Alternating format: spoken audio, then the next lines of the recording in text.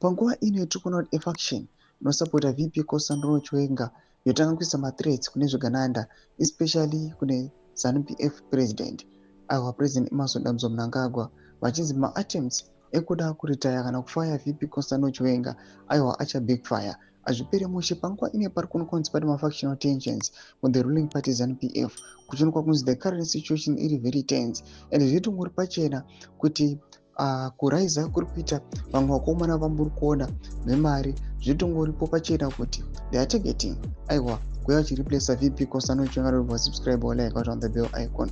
President under 2030 ehendo yechikora zvakananda anobuda nyora achiti the plot by President Mnangagwa of removing Honorable VP Chiwenga simply for speaking against corruption will have big consequences on him.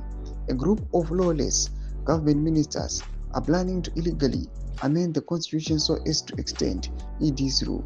This move will be catastrophic. Ndomashoko anobuda itagwa panguva ino ne-faction kana a-group yema-supporters VP Kosanduro Chiwenga. Pana patona kuti vamwe vanopindawo vachipa just a few comments vachinyora vachiti vaudzei kuti regerai vakomana mamira vachiti Mnangagwa end in office is going to be disastrous.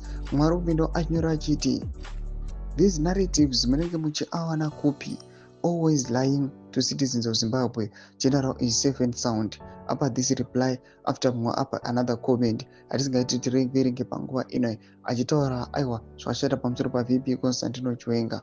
Mashoko ari kuda panguva ino ari kunzi general panguva ino vari kudiwa nevanhu ende chokwadi chinozobuda pachena kuti kunyarara kwavari kuita pese pavanotaura nyasonzori panapa pataura munhu zvasiyana nevamwe vamunoziva vanongouya vachida kuita kuya kuita sekurezva vagara munyika yeZimbabwe vachingoya vachivabraiba nemari and the likes, but generally vanonyatso kutaura chokwadi sezvachiri, vanonyatso kutaura mutemo sezvauri, vanyatso kutevedzera zvido zvavagara munyika yeZimbabwe. Nekomment section medu mbotudza mafungiro enyu motodii pamusoro pechitiko ichi. Subscribe or like, chat on the bell icon.